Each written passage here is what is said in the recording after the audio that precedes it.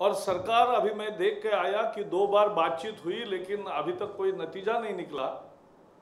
मुझे लगता है इस बार भी सरकार जेपीसी के तरह ही कर रही है।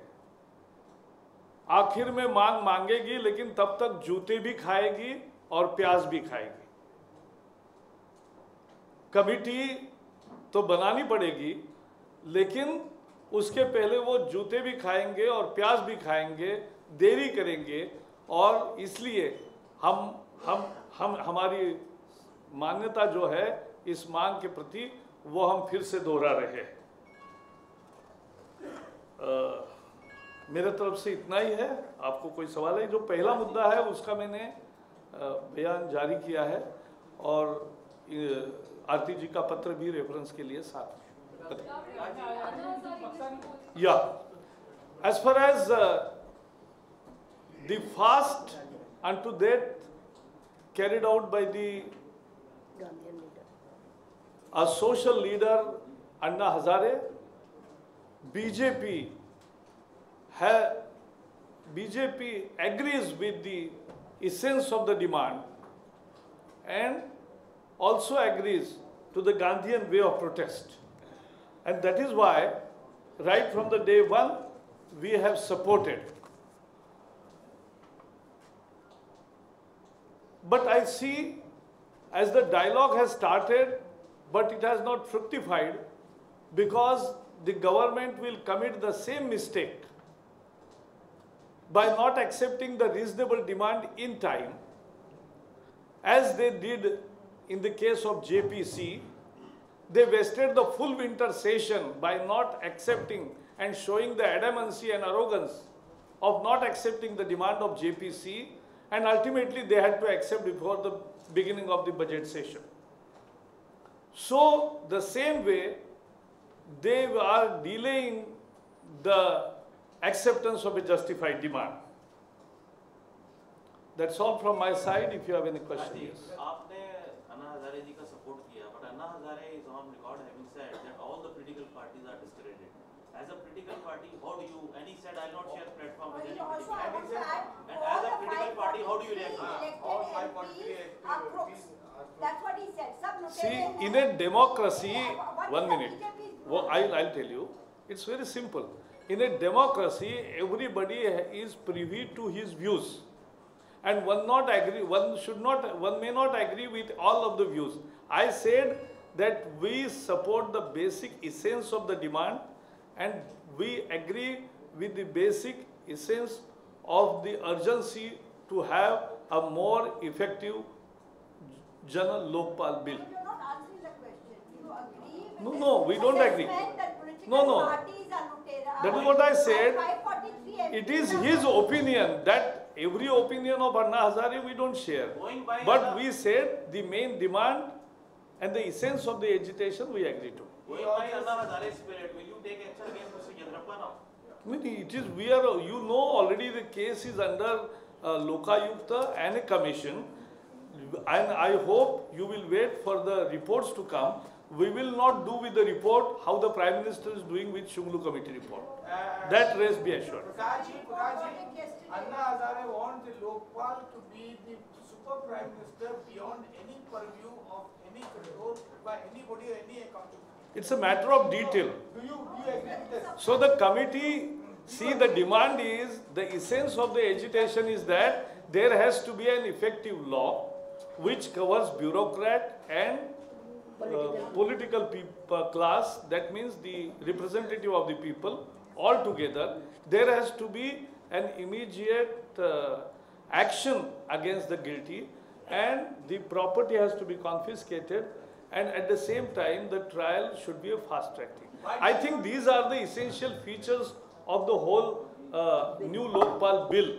We should be, and the government bill, which has the draft bill, is totally toothless and useless. When you are so clear, why could you not bring such a law?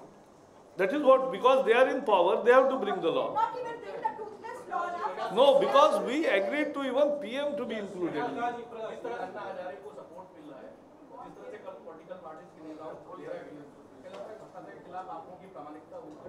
नहीं, ऐसा नहीं, ऐसा है, हर एक संगठन का आंदोलन है अब हमारे मंच पर हमारे नेता रहेंगे, दूसरे थोड़ी ना आने देंगे हम, तो उनका मंच है, वो उनका मंच है।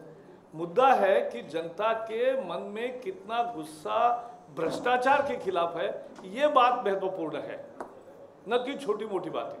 प्रकाश जी, कल सुप्रीम कोर्ट ने एक कड़ा तमाचा लगाया मध्य प्रदेश सरकार के मुंह पे और नहीं। 20-30 करोड़ मैं बता रहा हूँ। 30 एकड़ जमीन जो बहुत कम पैसों में दी गई थी।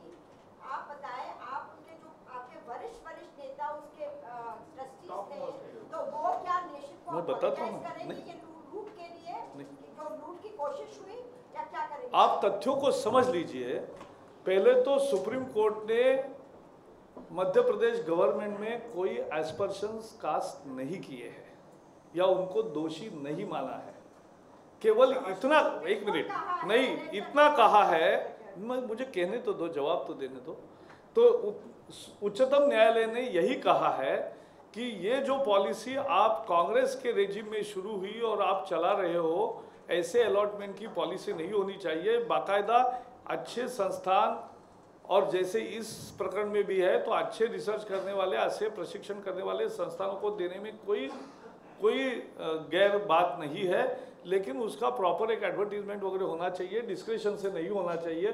और इसीलिए हमने तुरंत वो निर्णय को स्वीकार किया, और इसलिए अब पॉलिसी बदलने को कहा है, तो पॉलिसी बदलने का हमने तुरंत निर्णय किया है। यही तो हमारी उच्चतम न्यायालय के प्रति और न्यायालय के न्याय प्रक्रिया के प्रति हमारे मन में जो आदर भाव है, वही वो दर्शाता है। जावड़ेकर जी, you allotted the land before even constituting the trust. नहीं, उसके बारे में नहीं, तो इसीलिए उन्होंने कहा कि ये डिस्क्रिशनरी पॉलिसी को बंद करना चाहिए, जो कांग्रेस के जमाने में शुरू हुई वो नहीं करना चाहिए, तो वो हमने तुरंत स्वीकार किया। हाँ, नहीं, even if it is allotted on the next day of formation, still the court wants that the policy should be changed, which we have accepted.